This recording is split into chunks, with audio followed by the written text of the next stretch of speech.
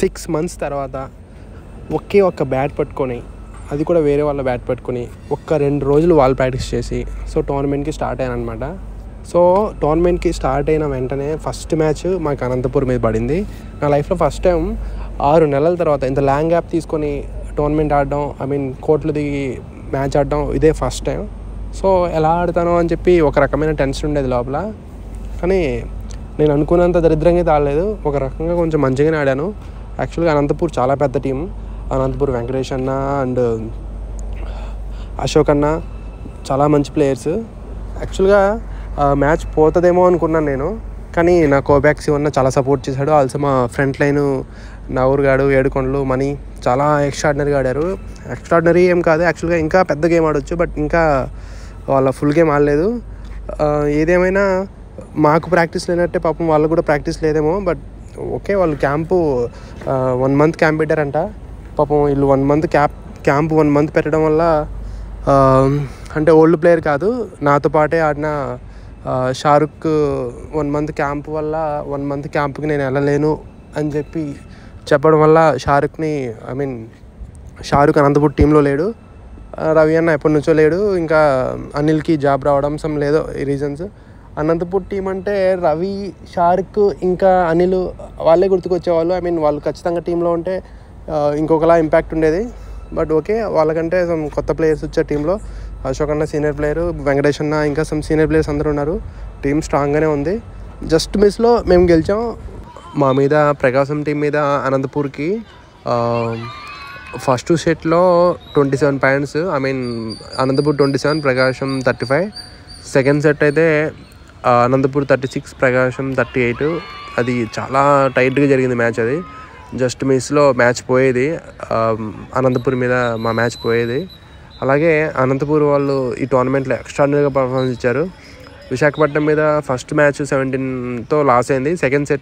First set ఏమో 17, second set ఏమో 36-38. Same మా మీద ఎలా జరిగిందో విశాఖపట్నం మీద కూడా సేమ్ అలా జరిగింది. అలా కాకుండా మళ్ళీ నెక్స్ట్ ఇంకా శ్రీకాకుళంని స్ట్రైట్ కొట్టేశారు. 22-18 Srikakulam score. First set, second set 22 and 18. Also గుంటూరుని కూడా స్ట్రైట్ కొట్టేశారు. 27-27. గుంటూరుకి 2 సెట్లు 27 నుంచి కొట్టేశారు. నెక్స్ట్ మళ్ళీ ఈస్ట్ గోదావరిని కూడా స్ట్రైట్ కొట్టేశారు. ఈస్ట్ గోదావరిని 28-30.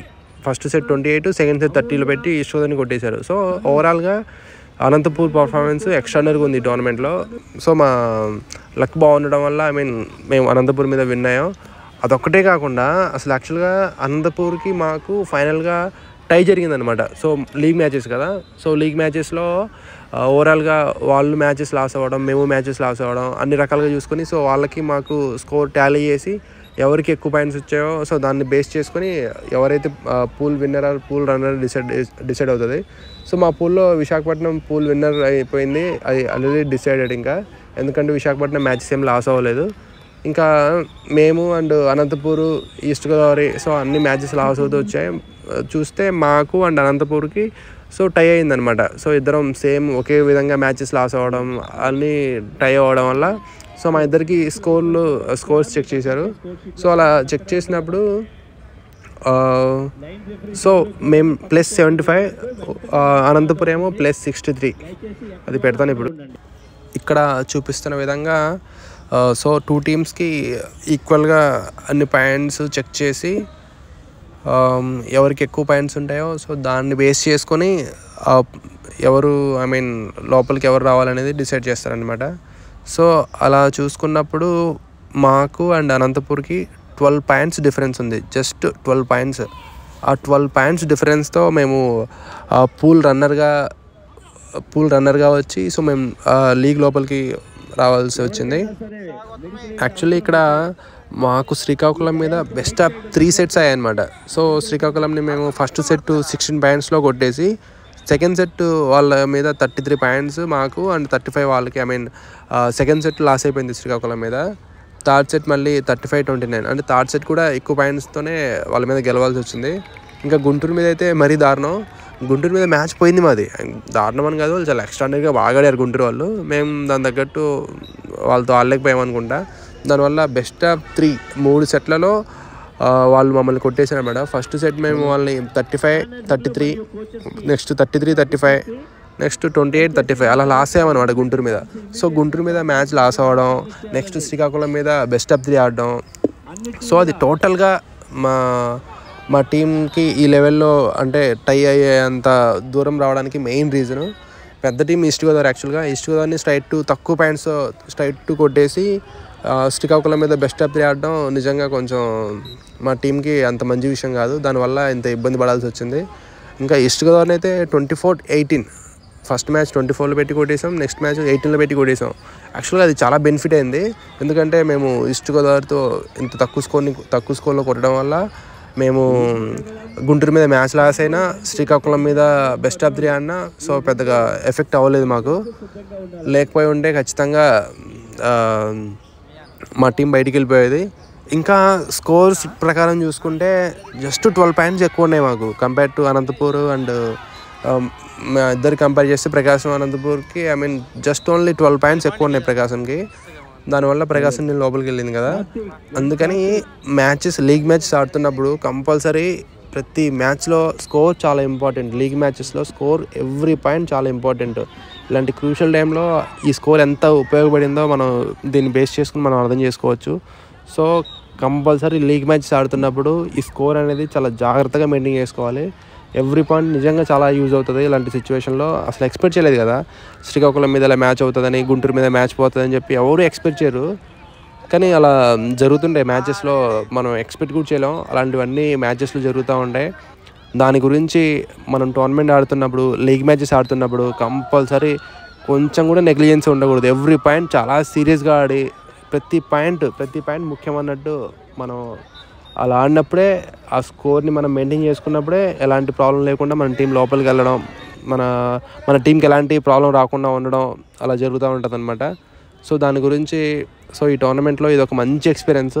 ఈ ఎక్స్పీరియన్స్ని మా కుర్రోళ్ళు నాట్ ఓన్లీ మా కుర్రోళ్ళు ప్రతి ఒక్కరు దీన్ని అర్థం చేసుకొని గుర్తుపెట్టుకొని ప్రతి ఒక్క లీగ్ మ్యాచ్లో ఇది మెయింటైన్ చేసుకుంటారని చెప్పి అనుకుంటున్నాను నేను. ఆల్సో ఈ స్కోర్ ఎలా క్యాల్కులేట్ చేస్తారు అనేది ఇంకొక చూద్దాం తర్వాత. ఓకే, బట్ ఫైనల్గా ఇప్పుడు ఏంటంటే అనంతపూర్ యాక్చువల్గా మంచి పర్ఫార్మెన్స్ ఇచ్చింది అండ్ మా పర్ఫార్మెన్స్ కొంచెం పూర్గా ఉండడం వల్ల ఇలా జరిగింది. లేకపోతే ఇంత ఇబ్బంది అయ్యేది కాదు.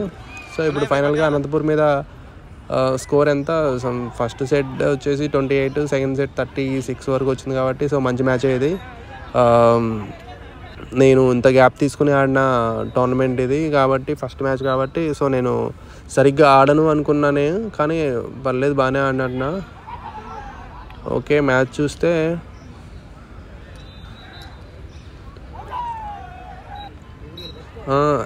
బాగానే ఆడారు. వెంకటేష్ అన్న వీళ్ళందరూ చాలా బాగా ఆడారు. వాళ్ళు అంత బాగా ఆడారు కాబట్టి వాళ్ళకి అన్ని టీమ్స్ మీద మంచి స్కోర్సే వచ్చాయి.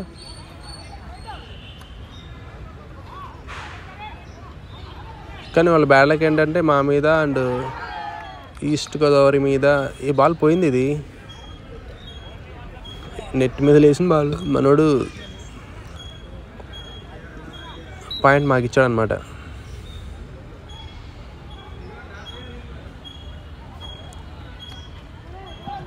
బాబోయ్ మరీ దారుణంగా కొట్టాను, నేను ఎక్స్పెక్ట్ చేయలేదు. బాగా కొట్టా.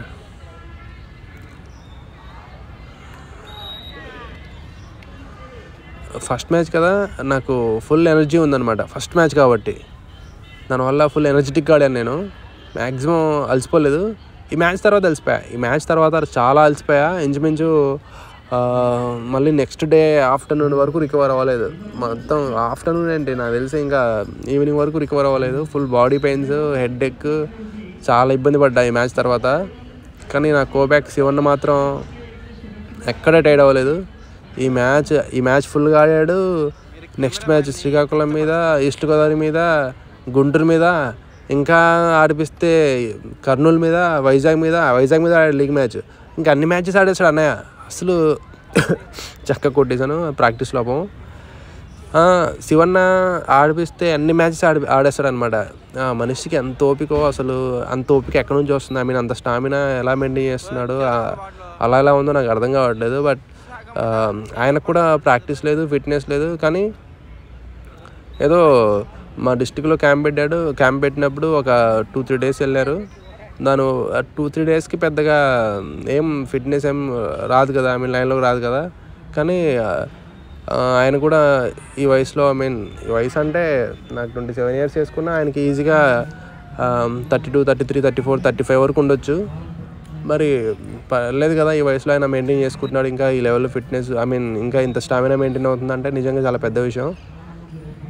ఓకే, ఫైనల్గా క్యాంప్ విషయానికి వస్తే మా డిస్టిక్లో క్యాంప్ పెట్టారు.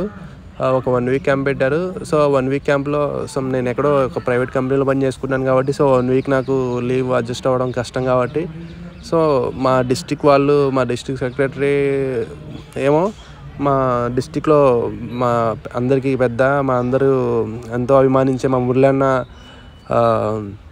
మేము క్యాంప్కి రాకపోయినా ఆయన భుజాల మీద వేసుకొని పర్లేదు నేను ఏదో మాట్లాడుకుంటానులే అని చెప్పి ఆయన చెప్పుకొని మాకు పర్మిషన్ ఇచ్చి నువ్వు టోర్నమెంట్కి రా అని చెప్పి నాకు సపోర్ట్ చేసి నన్ను టోర్నమెంట్కి పిలిపించుకున్నారు ఆయన. అలా మురళన్న మా డిస్టిక్లో లేకపోతే మా డిస్టిక్ పరిస్థితి ఏంటో అసలు ఊహించుకోలేను నేను. ఇంచుమించు ఒక 3-4 ఇయర్స్ నుంచి మా డిస్టిక్ని అలా జాగ్రత్తగా చూసుకుంటున్నారు మురళన్న. నెక్స్ట్ ఎందుకంటే ప్రజెంట్ ఎవరు పట్టించుకోవట్లేదు. మరి ఆయన రాకపోయి ఉంటే ప్రజెంట్ ఖచ్చితంగా ప్రాబ్లం అయ్యేది. సో దానివల్ల మా ప్రజెంట్ ఇలా ఉంది, ఇలా ఆడుతున్నామంటే నిజంగా మురళిని పట్టించుకొని అలా చేయడం వల్లే. ఎవరు ప్రజెంట్ పట్టించుకోలేదు కదా. Next Anantapur camp 1 month camp పెట్టారంట. నాకు తెలియదు యాక్చువల్గా, ఈ షారుక్ ఈ రవి వీళ్ళు చెప్తేనే తెలిసింది నాకు. 1 మంత్ క్యాంప్ అంటే చాలా పెద్ద ప్లాన్ యాక్చువల్గా. వీళ్ళు 1 మంత్ ప్రాక్టీస్ చేశారంటే ఇంకా చాలా మంచిగా ఆడవచ్చు. కానీ సీనియర్స్ కదా అందరూ, యాక్చువల్గా అందరూ ఉద్యోగాలు చేసుకుని వ్యాపారాలు చేసుకునే వాళ్ళ కనిపిస్తున్నారు. కానీ మరి 1 మంత్ వీళ్ళు క్యాంపు ఎలా సెట్ అయిందో నాకు అర్థం కావట్లేదు. వీళ్ళకి సీనియర్స్ ఇంటర్ డిస్ట్రిక్ట్ కోసం 1 మంత్ క్యాంప్ ఎలా ప్లాన్ చేసుకున్నారో తెలియట్లేదు నాకు. ఈ షారుక్ మామూలుగా వీళ్ళకి అడిగినప్పుడు ఏం షారుక్ టీంలో లేదని చెప్పి అడిగితే 1 మంత్ క్యాంప్ అంటామయ్యా, 1 మంత్ క్యాంప్ నాకు ఎక్కడ అవుతుంది, నేను ఏదో వ్యాపారం చేస్తున్నామని, నాకు 1 మంత్ క్యాంప్ అవ్వదు కదా అని చెప్తే మరి క్యాంపుకి రాకపోతే మరి అన్నట్టు సెలక్షన్ అవ్వలేదంట. మరి అదేంటో కానీ అంటే ఎవరి రూల్స్ వాళ్ళకు ఉంటాయి. సో నిజమే కదా, క్యాంప్లో ఉంటేనే సెలక్షను. ఆయన కొత్తగా వచ్చారు మా వెంకటేష్ అన్న అనంతపూర్ డిస్ట్రిక్ట్ సెక్రటరీగా. సో దాని తగ్గట్టు రూల్స్ అండ్ రెగ్యులేషన్స్ చాలా స్ట్రిక్ట్గా అమలు పరిచారేమో, దానివల్ల అలా జరిగింది. ఓకే, షారుక్ లేని లోపం అయితే నాకైతే కనిపించింది. షారుక్ ఉంటే ఇంకొకలా ఉండేది ఈజీగా. నాకు తెలిసి వాళ్ళు ఇదే టీం పెట్టుకుని మెయింటైన్ చేసుకొని ఇంకొక రెవెన్యూ ఇంకా సేమ్ ఫ్రంట్ లైన్ మెయింటైన్ చేసుకుంటే విన్నర్స్ కొట్టేసేవాళ్ళు నాకు తెలిసి అనుకోవడం. ఇప్పుడు నాకు ఈ టోర్నమెంట్లో ఫిట్నెస్ లేకుండా ఆడడమే నాకు చాలా ఇబ్బంది అయిపోతుంది. ఇంత ఇబ్బంది పడుతున్నాను కదా. సో వెంకటేష్ అన్న నాకంటే కొంచెం పెద్దోడు, ఆల్సో పక్కన వెంకటేష్ అన్న కోబ్యాక్ అన్నోళ్ళు ఇంకా పెద్దోళ్ళు. వాళ్ళకి ఫిట్నెస్ మొత్తం ఫుట్ వర్క్ ఆ మూమెంట్ అంత కంఫర్టబుల్గా ఉండదు కాబట్టి సో కంపేర్ టు వాళ్ళు కొంచెం మూమెంట్ కొంచెం స్లోగా ఉండొచ్చు. సో దాన్ని బేస్ చేసుకుంటే ఇంకొంచెం స్ట్రాంగ్గా ఉంటుంది కదా. దాని గురించి జస్ట్ నార్మల్గా అలా అనిపించింది నాకు. సో ఏదేమైనా మా వెంకటేష్ అన్న యంగెస్ట్ సెక్రటరీ మన ఏపీలో. ఆయన అన్ని రకాలుగా వెల్ సెటిల్డ్. సో దాని గురించి వెంకటేష్ అన్న ఇంకా మంచిగా కొత్తగా ఆలోచించి మా బాల్ బ్యాడ్మింటన్ గేమ్ విషయంలో మన స్టేట్లో ఒక మంచి మార్పు తీసుకురావాలని, దీని అభివృద్ధి గురించి మంచిగా ఆయన ఏమైనా చేయాలని చెప్పి నేను చాలా అనుకుంటున్నా. ఆయన చేస్తాడేమో అనుకుంటున్నాను నేను.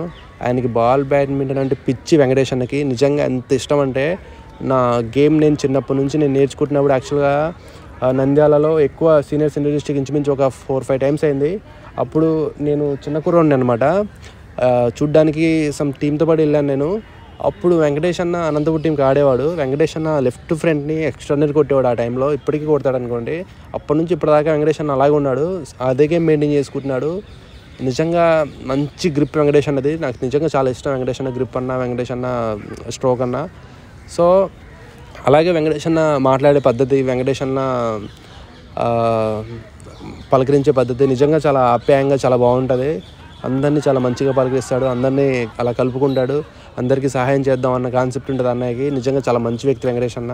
సో అలాంటి మంచి వ్యక్తులు, గొప్ప వ్యక్తులు మా అసోసియేషన్కి మన బాల్ బ్యాడ్మింటన్కి సంబంధించి ఇంకా గొప్పగా ఏమైనా చేయాలని చెప్పి నేను నిజంగా చాలా కోరుకుంటున్నా. వెంకటేష్ అన్న ఒకవేళ నిజంగా వీడియో చూస్తే మా బాల్ బ్యాడ్మింటన్ ఒక అన్నీ ఇప్పుడు ప్రెజెంట్ పెద్ద పెద్ద అంటే ఈ గేమ్ ఎప్పుడో మన బాల్ బ్యాడ్మింటన్ చాలా పాత గేము. ఈ బాల్ బ్యాడ్మింటన్ గేము పుట్టిన గేమ్స్ అన్నీ చాలా డెవలప్ అయిపోయాయి, కానీ మన గేమ్ మాత్రం ఏం డెవలప్ అవ్వట్లేదు. సో దాని గురించి ఫైనాన్షియల్లీ చాలా అవసరాలు ఉంటాయి, మేము చాలా పెట్టాల్సి వస్తుందేమో. కాబట్టి సో మీలాంటి పెద్దవాళ్ళందరూ పూనుకొని ఏమైనా చేస్తే మన గేమ్ ఒక మంచి స్థాయిలో డెవలప్ అయ్యే అవకాశాలు ఎక్కువ ఉన్నాయి. కాబట్టి సో దాని గురించి కూడా ఆలోచించండి వెంకటేష్ అన్న. ఓకే, ఇప్పుడు మన గేమ్ రిలేటెడ్ మన గేమ్ డెవలప్ అవ్వాలి అంటే ఫైనాన్షియల్గా ఎక్కువ సపోర్ట్ కావాలి. కాబట్టి సో మనకి ఎవరు మన గేమ్ డెవలప్ అవ్వకుండా స్పాన్సర్లు ఎవరు రారు. కాబట్టి సో మన గేమ్ని ఇంకా మన గేమ్ ఇంకా ఫేమస్ అవ్వలేదు కాబట్టి ఎవరికి తెలియదు. కాబట్టి సో పెద్ద పెద్ద స్పాన్సర్లు ఎవరు మన గేమ్లోకి వచ్చి ఇన్వెస్ట్ చేయరు. సో మన గేమ్ ఫేమస్ కాదు కాబట్టి ఎవరు రారు. కాబట్టి సో మనం ఇలాగే వదిలేయకుండా మన ఓన్గా మన ఇండియన్ అసోసియేషను, మన అన్ని స్టేట్స్ అసోసియేషన్స్ అన్నీ కలిసి ప్లాన్ చేసుకొని మన గేమ్ని మనమే డెవలప్ చేసుకునే రీతిలో మనం ట్రై చేసుకుంటే ఇంకా బాగుంటుంది. సో దీనికి సంబంధించి ఎవరైనా ప్లాన్ చేసుకుని మాట్లాడుకుంటే ఇంకా బాగుంటుంది. యాక్చువల్గా నాకు అనిపించింది, నేను చెప్తూ పోతున్నా, అది ఎంతవరకు కరెక్టో యాక్చువల్గా తెలీదు. బట్ ఇలా చేస్తే మనం వచ్చేమో ప్రజెంట్ మన గవర్నమెంట్ రకరకాల ట్యాక్సెస్ అన్నీ యాడ్ చేస్తుంది మన ప్రజల మీద. రకరకాల ట్యాక్స్లు, ప్రతి ఒక్క దాని మీద ట్యాక్స్ కలెక్ట్ చేస్తుంది గవర్నమెంట్. చాలా కంట్రీస్తో కంపేర్ చేస్తే మన కంట్రీలో ట్యాక్సెస్ ఇంకా ఎక్కువ ఉన్నాయి. సో దానివల్ల గవర్నమెంటే మన పీపుల్ మీద ఎన్ని రకాల ట్యాక్సెస్ వేస్తుందంటే, సో మన అసోసియేషన్ రిలేటెడ్, మన గేమ్ డెవలప్మెంట్ రిలేటెడ్ మనం ఎందుకు మన పీపుల్ దగ్గర అంటే ఎవరైతే గేమ్ ఆడడానికి వస్తారు కదా, ఒక ఇంటర్ డిస్ట్రిక్ట్ వచ్చిన ఒక పర్సన్ ఇంటర్ డిస్ట్రిక్ట్ ఆడడానికి అసోసియేషన్కి ఒక 300 పే చేయడం పెద్ద విషయం కాదు. అంటే నేను ఇంటర్ డిస్ట్రిక్ట్ ఆడినప్పుడు నేను పెద్దగా ఏం పే చేయలేదు, నా దగ్గర నుంచి ఎలాంటి 1 రూపీ కూడా తీసుకోలేదు. దాని గురించి నాకు ఈ ఇంటర్ డిస్ట్రిక్ట్ ఆడడానికి ఒక 300 పే చేయడం నాకు పెద్ద విషయం కాదు. సో దాని రిలేటెడ్ ప్రతి ఇంటర్ డిస్ట్రిక్ట్లో sub juniors, juniors, seniors, so sub జూనియర్స్కి ఒక ప్రైజు, జూనియర్స్కి ఒక ప్రైజు, సీనియర్స్కి ఒక ప్రైజు డిక్లేర్ చేసి అలా మాట్లాడుకొని సో అలా కలెక్ట్ చేసుకుంటే అట్లీస్ట్ ఒక టోర్నమెంట్లో ఇంచుమించు ఈజీగా ఒక మన 13 డిస్ట్రిక్ట్స్ కంపేర్ చేసుకుంటే 13 డిస్ట్రిక్ట్స్ ఇంకా 13 డిస్ట్రిక్ట్స్లో 20 ప్లేయర్స్, 260 ప్లేయర్స్ ఇంటూ ఒక 300 వేసుకుంటే ఇంచుమించు 78,000. జస్ట్ ఒక ఇంటర్ డిస్ట్రిక్ట్లో 78,000 కలెక్ట్ అవుతాయి. 78,000 ప్లస్ 3 ఇంటర్ డిస్ట్రిక్ట్స్ సో అలా ఇంచుమించు 2,34,000 అవుతుంది. సో రౌండ్ ఫిగర్ 2,50,000 వేసుకోవచ్చు. సో ఒక సంవత్సరంలో 3 ఇంటర్ డిస్ట్రిక్ట్లు జరుగుతాయి, seniors, juniors, sub juniors. So అన్నిట్లో డబ్బులు కలెక్ట్ చేసుకుంటే ఇంచుమించు 2,50,000 కలెక్ట్ అవుతున్నాయి. అలా ఒక సంవత్సరంలో ఒక స్టేట్లో కలెక్ట్ అవుతున్న డబ్బులు 2,50,000, ఇంచుమించు 2,50,000 కలెక్ట్ అవుతుంది. అలా మన గేమ్ ప్రెజెంట్ రన్ అవుతున్న states Telangana and Andhra Pradesh, Karnataka, Kerala, Tamil Nadu. So ఈ 5 స్టేట్స్, ఈ 5 రాష్ట్రాలు ప్రతి ఇంటర్ డిస్ట్రిక్ట్లో ఇలా ప్లాన్ చేసుకుంటే ఇంచుమించు 12,50,000 వరకు కలెక్ట్ అవుతుంది సంవత్సరంలో. జస్ట్ ఒక 1 ఇయర్లో మనం కలెక్ట్ చేస్తున్న డబ్బులు 12,50,000. రౌండ్ ఫిగర్ ఒక 10 లక్షలు కలెక్ట్ చేసుకున్న సంవత్సరంలో మన బాల్ బ్యాడ్మింటన్ సంబంధించి ప్లేయర్స్ అందరూ జస్ట్ వాళ్ళకి ఇబ్బంది లేని ఒక 200-300 డబ్బులు ఇవ్వడం వల్ల కలెక్ట్ అవుతున్న అమౌంట్ 10 లక్షల నుంచి 12 లక్షలు. సో అలాంటి అవకాశం ఉన్నప్పుడు మనం ఎందుకు ప్లాన్ చేయట్లేదు, మన అసోసియేషన్ వాళ్ళు ఎందుకు దాని గురించి ఆలోచించట్లేదు? అలా డబ్బులు కలెక్ట్ చేసి ఆ డబ్బుల్ని ఒక చోట గ్యాదర్ చేసుకుని ఒక 5 years, ఒక 5 to అట్లీస్ట్ ఒక 3 to 5 years అలా ప్లాన్ చేసుకుంటే ఎన్ని డబ్బులు కలెక్ట్ అవుతాయి. సో ఆ డబ్బులతో మనం ఎన్ని రకాలుగా ప్లాన్ చేసుకోవచ్చు, మన గేమ్ రిలేటెడ్ ఎలాంటి అద్భుతాలు చేయొచ్చు, మన గేమ్ని ఏ లెవెల్లో డెవలప్ చేసుకోవచ్చు, అలా ప్లాన్ చేసుకోవచ్చు కదా. దాని రిలేటెడ్ మన అసోసియేషన్ వాళ్ళు ఒకసారి ఆలోచిస్తారని, దాని గురించి పట్టించుకుంటారని చెప్పి నేను ఎప్పటి నుంచో అనుకుంటున్నా. ఇప్పుడు కాదు, 2017, 18, 19 ఆ టైంలో అనుకుంటా, 18, 19 ఆ టైంలోనే నేను దీని గురించి అనుకున్నాను. యాక్చువల్గా ఇదన్నీ గాల్లో లెక్కలు వేసానో మరి నేను నా నోటికి వచ్చి చెప్తున్నానేమో, కానీ నేను నిజంగా నాకు 300 ఇవ్వడానికి నాకు ప్రాబ్లం లేదు. ఎవరైనా ఒక ప్లేయర్ని టోర్నమెంట్ ఆడడానికి వచ్చినప్పుడు అతని దగ్గర ఒక 200-300 మనం ఛార్జ్ చేస్తే అతనికి ఎలాంటి ప్రాబ్లం ఉండదు. బాబు మన గేమ్ రిలేటెడ్ మన గేమ్ డెవలప్ చేసుకోవడానికి మనం అలా చేస్తున్నామంటే హ్యాపీగా ఇస్తాడు ఎవడైనా. నాకు తెలిసి అలాంటి ప్రాబ్లం ఉండదు. లేకపోతే ఆ డిస్ట్రిక్ట్ అసోసియేషన్ స్పాన్సర్స్ని పట్టుకొని ఆ పర్సన్ గురించి ఒక 200-300 కలెక్ట్ చేసుకుంటుంది. అది అతని రెస్పాన్సిబిలిటీ అని మనం తీసుకోవచ్చు. సో అలా మన గేమ్ని మనం ఓన్గా డెవలప్ చేసుకునే కాన్సెప్ట్లు చాలా ఉన్నాయి. అలా ఎందుకు మన అసోసియేషన్ వాళ్ళు ప్లాన్ చేయట్లేదు నాకు అర్థం కావట్లేదు. ఆ లెవెల్లో ప్లాన్ చేసుకుని మన గేమ్ ఒక ఇంటర్నేషనల్ లెవెల్లో డెవలప్ చేసుకునే అవకాశాలు చాలా ఉన్నాయి మన దగ్గర. మన ప్లేయర్స్ అందరూ సపోర్ట్ చేస్తారు మనకి. ఇంకా స్పోర్ట్స్ కోటాలో జాయిన్ అయిన వాళ్ళు చాలామంది ఉన్నారు. సో వాళ్ళు కూడా సపోర్ట్ చేస్తారు. వాళ్ళకి మంత్లీ ఒక 100 రూపీస్ 200 రూపీస్ ఇవ్వడం వాళ్ళకి అసలు ప్రాబ్లమే లేదు. అలా ఎందుకు మన వాళ్ళు ప్లాన్ చేసుకోవట్లేదు, అలా ఎందుకు మన వాళ్ళు ట్రై చేయట్లేదు? అలా చేసుకోవచ్చు కదా.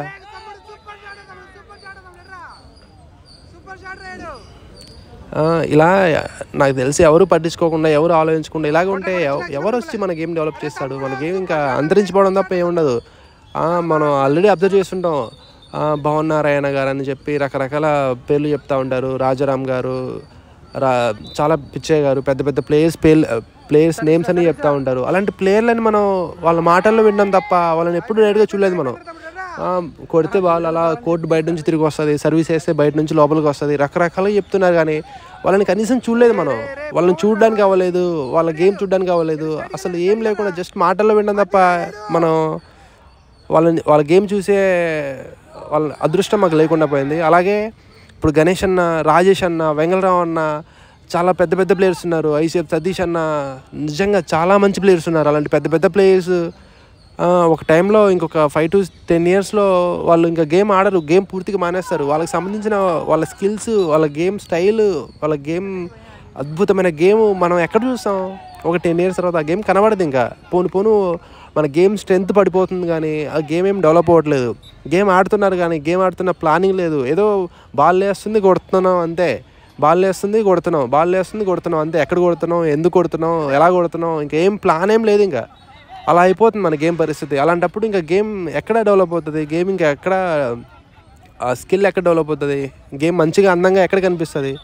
సో దాని గురించి మన వాళ్ళు ట్రై చేయాలి. మన అసోసియేషన్ పెద్దలు దాని గురించి ఆలోచించాలి. అందరూ కూర్చొని మాట్లాడుకుంటే ప్రాబ్లం ఏముంటుంది?